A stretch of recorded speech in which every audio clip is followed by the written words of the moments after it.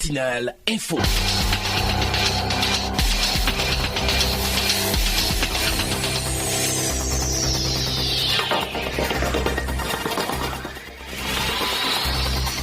Bienvenue à l'écoute des programmes de Waga FM. Mesdames, Messieurs, bonjour à toutes et à tous et voici pour vous les gros titres de l'actualité nationale. Les travailleurs de l'Office national des télécommunications sont en sitting depuis le 20 septembre 2016. Face à la presse hier mardi, le syndicat qui les réunit a expliqué les raisons de ce mouvement d'humeur. Et puis, le secrétaire général du syndicat national des télécommunications, Souleymane Sow, est l'invité de ce journal. Vous l'entendrez en toute fin d'édition. Il revient sur les détails de ce mouvement d'humeur en cours au niveau de l'Office national des télécommunications du Burkina Faso, Onatel SA. La police nationale mène une action de communication pour une meilleure compréhension du code de la route. Hier mardi, les techniciens de la sécurité routière de la police nationale ont échangé avec les journalistes des précisions dans cette édition du journal sur Waga FM. Et puis le nouvel ambassadeur de France au Burkina Faso a présenté ses lettres de créance hier au président du Faso, Roch-Marc Christian Kaboré. Le curriculum vitae du nouvel ambassadeur de France au Burkina vous sera présenté dans cette édition du journal. Et puis nous sommes mercredi, vous avez droit à la chronique de Le Regard Citoyen. Y a-t-il des hommes politiques aux commandes du Burkina Faso? S'est interrogé Ahmed Bakiono. Vous l'entendrez en fin d'édition. Mesdames, Messieurs, merci pour votre fidélité au programme de Waga FM, la radio de toutes les générations, et bienvenue à cette session d'information que j'ai le plaisir de vous présenter. Les infos sur Waga FM, présentation Paul-Miki Rwamba. Tout d'abord, cette information qui nous vient de la gendarmerie nationale du Burkina Faso. Un groupe de fraudeurs a forcé un barrage de gendarmerie à Gorgo, c'est tout près de Koupela, hier mardi 27 septembre 2016 en fin de matinée. Ces fraudeurs qui étaient environ une centaine se dirigeaient vers Ouagadougou sur des motos avec des marchandises de contrebande. Un gendarme a été blessé au visage avec des projectiles lancés par les fraudeurs. Suite à des tirs de sommation et la bousculade qu'ils ont provoqué, 2 fraudeurs ont été blessés. Les blessés ont été évacués dans un centre de santé et sont pris en charge. La situation, selon la gendarmerie, est totalement sous contrôle et l'on décompte 56 motos et leurs charges saisies depuis hier par les éléments de la gendarmerie nationale du Burkina Faso.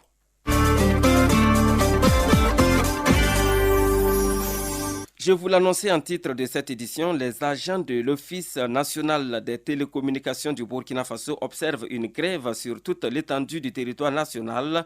Débuté le 20 septembre dernier, c'est ce mardi 27 septembre que le syndicat national des télécommunications, le Sinatel, a donné les raisons de ce mouvement à la presse. C'était à la direction générale de l'Onatel ici à Ouagadougou et le compte rendu pour vous est signé Gérard Sanou. Il a pris part à cette conférence de presse pour le compte de Waga FM. Puis le mardi 20 septembre 2016, l'Onatel SA, Office national des télécommunications du Burkina, traverse une situation de crise. Avant tout propos, le secrétaire général du syndicat national des télécommunications Sinatel a rappelé que c'est le 29 décembre 2006 que l'Onatel a été partiellement privatisé. En son temps, l'État burkinabé a avancé l'argument suivant. Écoutons Souleymane Sow. L'un des arguments que le gouvernement brandissait était qu'on avait besoin d'un partenaire stratégique pour développer les réseaux par un investissement massif.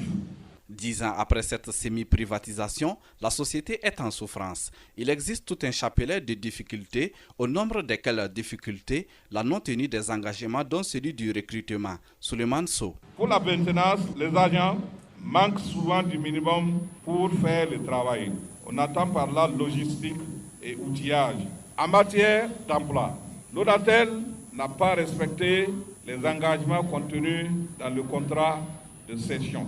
En effet, il est indiqué dans ce contrat, dans les rapports accompagnant ce contrat, qu'entre 2007 et 2011, l'Onatel devait recruter 234 personnes, soit en moyenne 47 personnes par an. En 10 ans, il n'a pu faire qu'environ 80 recrutements, ce qui fait une moyenne de 8 par an. Le Sinatel présente ainsi un tableau très sombre de la privatisation de l'Onatel et au secrétaire général du syndicat d'informer que la grève est suivie sur toute l'étendue du territoire national et sera poursuivie jusqu'à ce que le directeur général présentement absent du pays accepte de s'asseoir pour les négociations. Merci Gérard Sanou et je vous rappelle, chers auditeurs, que Souleymane Sow, le secrétaire général du syndicat national des télécommunications, est l'invité de cette édition du journal. Vous l'entendrez en fin d'édition, il reviendra en détail sur les tenants et les aboutissants de ce mouvement d'humeur observé par les agents de l'Onatel depuis le 20 septembre 2016 sur toute l'étendue du territoire burkinabé. Et puis le président du cadre d'expression démocratique, Pascal Zaïda, a rendu visite aux responsables du mouvement citoyen africain pour la renaissance, le CAR. C'était hier mardi 27 septembre 2016 au siège de cette association de la société civile à Tanguin à Ouagadougou. Il s'est agi au cours de cette rencontre de discuter sur des questions de justice, de vérité et surtout de réconciliation entre Burkinabés. Le compte rendu est signé Aimé Sawadougou. Plus d'une demi-heure, les responsables des deux OSC ont échangé autour des questions de justice, vérité et de réconciliation. À la sortie de cette rencontre, Hervé Ouattara, président du mouvement CAR, fait le point de la discussion. Il ressort de notre discussion qu'il y a urgence. Et l'urgence ici, c'est que nous devons travailler main dans la main afin que notre pays, on puisse s'asseoir ensemble, non seulement nous les jeunes, et voir comment nous pouvons faire une proposition allant dans le sens de la réconciliation, de la vérité, afin que le Burkina puisse s'inscrire dans une dynamique de reconstruction ou de construction très rapidement. Et concernant la question de justice, Pascal Zaïda, coordonnateur national du CED, estime qu'il est temps d'établir la vérité et réclame par ailleurs la dépolitisation de la justice. Nul doute qu'aujourd'hui, chaque jour qu'il soit à travers les médias, dans les grains, alors la question de la justice ressort tout le temps. Donc c'est vrai qu'il y a des gens qui sont là, qui attendent leur jugement, mais il y a d'autres aussi, sur la base de leurs opinions politiques, se retrouvent aujourd'hui en prison. Il y a aussi des familles qui ont été endeuillées. Il y a d'autres également qui sont victimes d'eux, je ne sais quoi. Donc sur la question, nous estimons que comme ça engage la responsabilité collective, et surtout c'est la classe politique dans son ensemble qui est acteur. Vous savez que tout ce que nous vivons aujourd'hui, c'est le rôle de la classe politique. Donc il faut qu'on se parle rapidement afin que la vérité puisse être établie. Ceux qu'on a brimés, on les pardonne. Ceux qui sont fautifs, que la justice agisse dans toute sa rigueur. Et nous avons aussi voulu qu'à partir de cette démarche-là, que la justice soit dépolitisée. Après le cas, Pascal Zaïda compte rencontrer le Balai citoyen et le CC-NOSC de Safiatou Lopez. C'est un compte rendu signé Aimé à Sawadougou. Et puis, je vous l'annonçais en titre de cette édition, la police nationale a eu un échange avec la presse hier mardi ici à Ouagadougou. Dans l'ensemble, le code de la route a été passé en revue sur ses principes fondamentaux, mais de façon particulière, l'on est encore revenu sur l'épineuse problématique du respect du feu tricolore par les usagers, notamment à Ouagadougou. Le point avec Serge Ekra de la Force. Vous abordez un rond-point, la priorité généralement c'est à droite et vous faites le sens giratoire obligatoire en laissant le rond-point à votre gauche. Vous venez là d'écouter l'officier de police Pulchéri Douamba, chef de la section accident à la police centrale de Ouagadougou. Comme vous le constatez, cette rencontre avec les journalistes n'a pas été une conférence de presse classique, mais plus un panel avec pour thème le code de la route, surtout le point du feu orange sur lequel des précisions ont été apportées par l'officier Pulchéri Douamba. Le feu orange annonce le feu rouge. Engagé, je passe. Non engagé, je m'arrête. L'usager de la route doit se poser la question à savoir à quel moment il est engagé et à quel moment il n'est pas engagé. Son engagement, c'est par rapport à quoi? L'usager de la route s'engage par rapport à l'intersection et non au support du feu tricolore. D'autant plus que la durée du feu jaune-orange n'excède pas 5 secondes. Est-ce qu'on peut s'engager à une vitesse réduite dont le code prévoit qu'il faut réduire son allure à l'entrée d'une intersection? Alors, réduire son allure revient à dire qu'il pourrait exister une réglementation au niveau de la vitesse. Là encore, des éclaircissements de l'officier Pulchéri Douamba. La limitation de la vitesse, elle est de 50 km/h en agglomération. Mais la réglementation prévoit aussi que l'autorité compétente, en l'occurrence monsieur le maire de la ville, peut prendre une disposition réglementaire pour aggraver cette réglementation en ramenant cette vitesse à la baisse. En tout cas, si lors de cette rencontre, il est ressorti que le comportement des usagers au feu orange est une cause première des accidents, le feu rouge, lui, est de plus en plus respecté depuis l'opération lancée par la police burkinabé contre l'incivisme routier. Et c'est tant mieux. Merci Serge. Beaucoup de prudence en circulation routière, notamment dans la ville de Ouagadougou.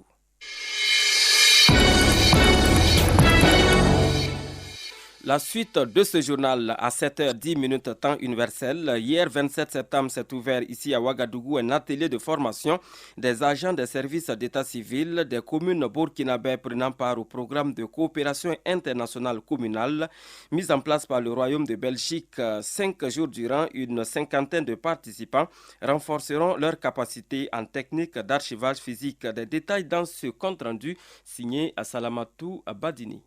Comment mettre en place un système d'archivage efficient des données physiques de l'état civil, savoir distinguer les supports d'archivage, leur utilisation et leurs limites, tels sont entre autres les objectifs visés par cet atelier de formation placé sous la tutelle du partenariat arrondissement numéro 3 de la ville de Ouagadougou et commune de Woluwe Saint-Pierre en Belgique. Raina Touedraogo, maire de l'arrondissement numéro 3 de la ville de Ouagadougou, ne dit pas le contraire. Nous avons initié cette formation pour renforcer la capacité opérationnelle des acteurs d'état civil dans le cadre du développement local. En technique d'archivage physique, 49 participants au total. 49 participants au total, issus de différentes communes. Nous avons la commune de Tiébélé, la commune de Bobo-Dioulasso, et l'arrondissement numéro 1, 2 de Ouagadougou et notre arrondissement, en collaboration avec la commune de Goursi. Nous avons bénéficié de cette séance de formation par le biais de nos partenaires belges qui ont voulu nous accompagner. Un accompagnement visant à renforcer les capacités institutionnelles d'offre de services de qualité en matière d'état civil dans cette commune du Burkina et assurer à long terme la disponibilité des données d'état civil.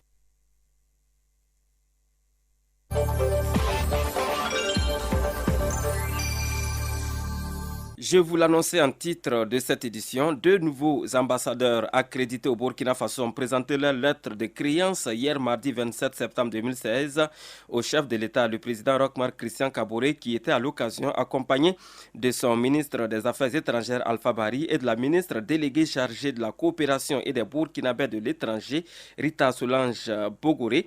C'était au palais présidentiel de Kosiam et le point c'est avec Franck Aristide Jefa. Militaire prononciation de la formule rituelle de présentation des lettres de créance et remise de lettres de créance au président du Faso ont constitué essentiellement le menu de cette cérémonie.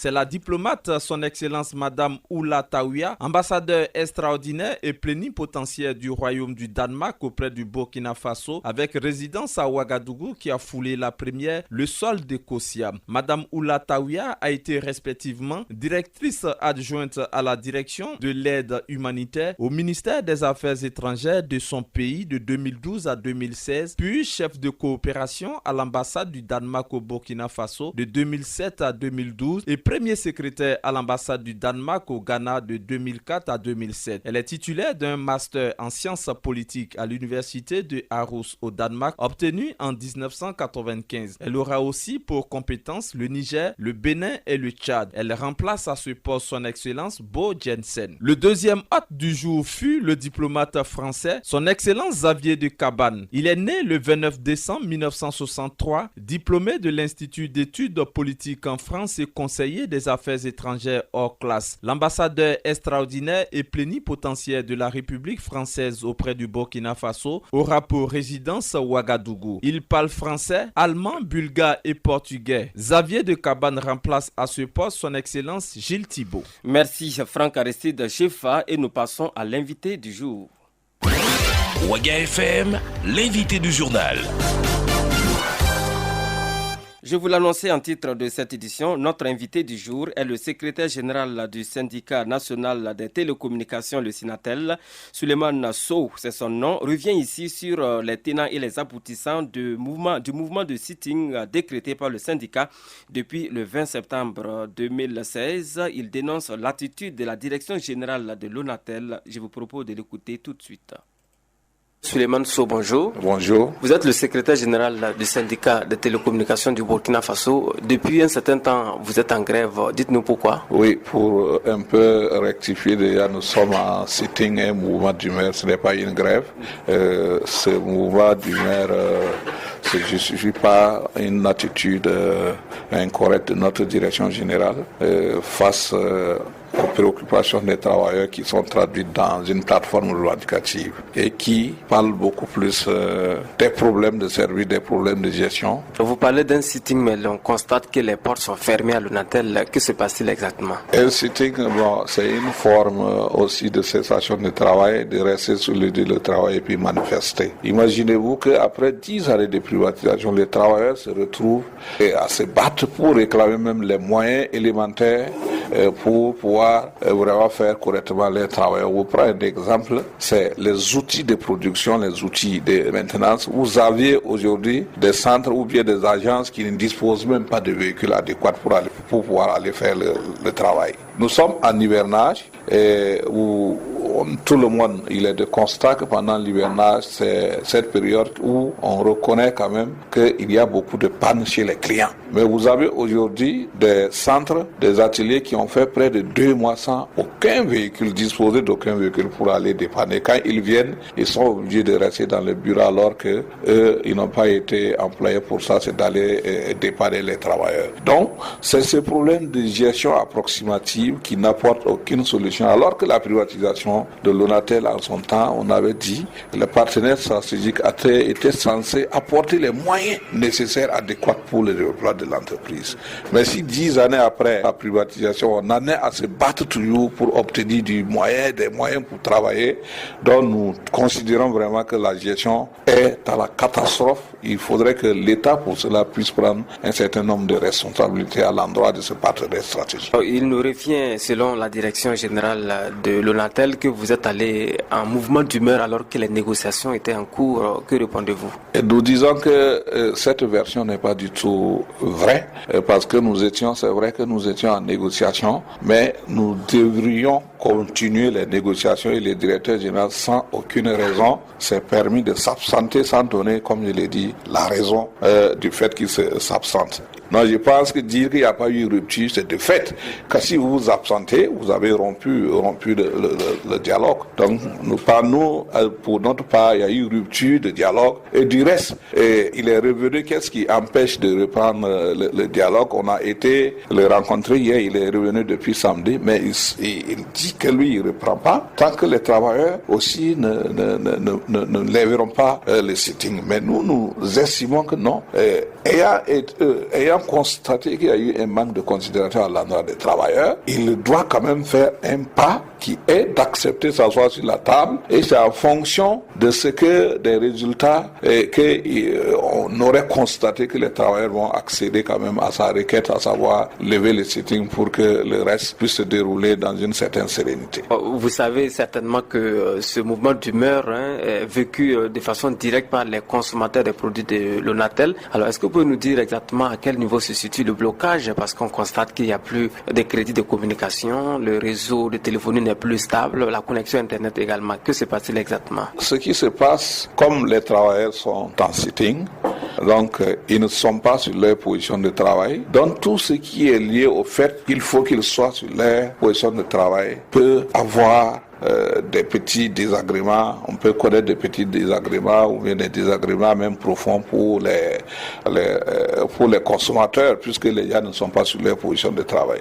Maintenant, le réseau n'est pas stable, c'est vrai, et que s'il y a des pannes pendant que les travailleurs sont en cessation de travail. Donc ça va se répercuter également sur les réseaux. Donc c'est ce qu'on peut dire. Mais du reste, nous demandons la compréhension de la population. Parce que la bataille que les travailleurs de l'ONATEL sont en train de mener n'est pas seulement pour l'amélioration de leurs conditions de vie et de travail. Nous sommes dans un environnement où l'ONATEL était un bien public. Un bien public qui a été privatisé. On l'a remis à quelqu'un qui la gère mal. Et nous sommes en quelque sorte les représentants même de la population dans cet endroit. Pendant qu'on est en train de gérer mal, on a un droit, un devoir même d'interpeller cette population pour dire qu'on est en train de gérer mal le bien que vous avez cédé à telle personne. L'État burkinabé est interpellé au haut niveau également parce qu'en réalité, on n'a pas privatisé, on n'a pas totalement rendu l'ONATEL à Maroc Télécom. C'est un contrat de cession qui a été signé. Il faut veiller, s'assurer que les clauses de ce contrat sont respectées.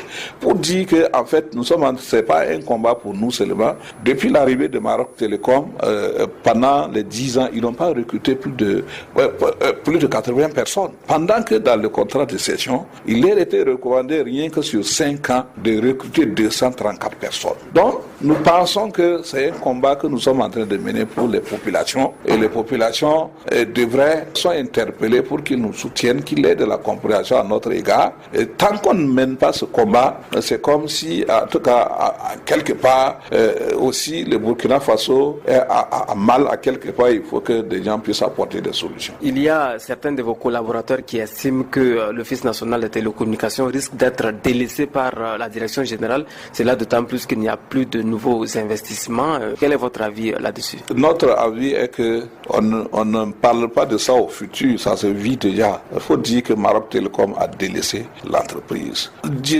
Après 10 années de privatisation, pour quelqu'un qui était censé apporter les moyens, si on en est à se battre pour avoir un véhicule pour aller travailler, un véhicule pour avoir un véhicule en bon état pour aller dépanner. Alors jusqu'à quand va durer ce mouvement d'humeur? Le mouvement d'humeur est là, tout est suspendu à la bonne foi ou mauvaise foi du directeur général. Les travailleurs ne demandent pas grand-chose, qu'ils reprennent, laissent ces conditions qu'il veut imposer, reprennent les négociations avec les travailleurs. En fonction de l'évolution qu'on connaît, les travailleurs vont lever les sittings en attendant les résultats définitifs. Monsieur Souleymane Sow, je vous remercie. Merci. Et voilà, c'était M.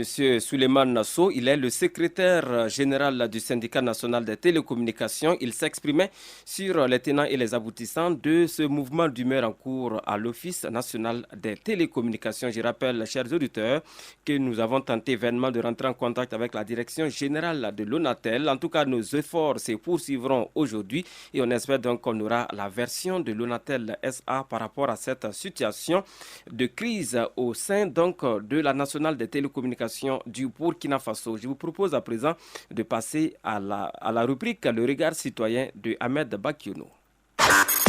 Regard citoyen, présentation Ahmed Bakiono. Y a-t-il des hommes politiques aux commandes du Burkina Faso? Voici la question essentielle à laquelle Ahmed Bakiono tente d'apporter des réponses dans la chronique du jour. Nous l'écoutons. Y a-t-il des hommes politiques aux commandes du Burkina? Je dois confesser, en l'entente de cette chronique, que je ne me ferai pas beaucoup d'amis parmi ceux qui réclament les titres d'hommes politiques. Mais comme on le dit, le piment rougit les yeux, mais ne les crève pas. Cela dit, les spécialistes s'accordent sur le fait que la politique est un domaine dans lequel des hommes et des femmes sont chargés de la gestion, de l'organisation et du gouvernement des affaires publiques. Dire donc qu'on est un homme ou une femme politique, c'est donc professer cette fonction. Si l'on s'en tenait qu'à cela, au Burkina Faso, les disqualifiés seraient nombreux parce qu'à côté de ceux qui gèrent, organisent et gouvernent, gravitent des hommes qui se disent politiques mais qui ne sont que de simples agitateurs. À cela s'ajoute, hélas, la prolifération d'hommes politiques sans vertu qui fait que la chose politique rebute bon nombre de Burkinabés. Être un homme politique, c'est d'abord avoir le sens de la responsabilité, être en mesure de conserver et de développer la cité pour le bien de tous. Ce sens élevé du bien commun, c'est ce qui manque le plus, si bien que l'opinion générale garde des politiciens burkinabés l'image des gens avides de pouvoir pour le pouvoir. La politique, pour un grand nombre d'acteurs, c'est la courte échelle pour l'ascension sociale. C'est cependant tout le contraire qui est entendu d'eux. Comme le disait le philosophe Platon, la politique ne peut avoir un fondement moral que lorsque le commandement est exercé, non au profit de celui qui commande, mais en vue du bien de celui qui est commandé. Au regard du malaise politique qui a gagné le Burkina depuis quelques années, on est en droit de se demander s'il y a des hommes politiques, des vrais, aux commandes du pays. Le pays tend, englué dans d'interminables problèmes politiques, fait de querelles de chapelle au point que l'on passe à côté des questions essentielles et fondamentales de développement. Dans de pareilles situations, les hommes politiques devraient donner la preuve de leurs compétences en adoptant l'attitude de sages, de gens prudents et surtout réalistes dans la gestion des affaires publiques. Il ne faut pas se voiler la face. Le pays des hommes, dit intègre, est en passe de voir son tissu social se déchirer du fait des tensions volontairement entretenues par les hommes prétendus politiques. S'ils avaient à cœur d'assumer leur rôle de leader plutôt que de diviser la population en partisans, ils travailleraient à rechercher le maximum de consensus possible pour sauver l'unité du pays. Ce que le peuple burkinabé attend, c'est que ses dirigeants règlent ces problèmes pressants rapidement, tout en se projetant dans le futur pour éviter l'enlisement ou la naissance d'autres problèmes. Le Faso a un besoin urgent de réconciliation. Même si en politique, il faut faire preuve de beaucoup de justice, il faut éviter une justice aux allures de règlement de compte. La devise du pays est unité, travail, justice. À l'heure qu'il est, on se demande où se trouve l'unité, où se trouve le travail et où se trouve la justice. Burkinabé, travaillons à respecter au moins la devise que nous nous sommes librement donnée pour la brandir fièrement. Merci Ahmed Bakiono pour cette chronique Le regard citoyen sur la radio de toutes les générations. Waga FM, la matinale info. Mesdames, Messieurs, ainsi s'achève cette édition du journal sur la radio de toutes les générations. Je vous rappelle que vous avez la possibilité de suivre ce journal en intégralité sur la page Facebook de la radio Waga FM ainsi que le site internet de la radio de toutes les générations. Gardez vos positions d'écoute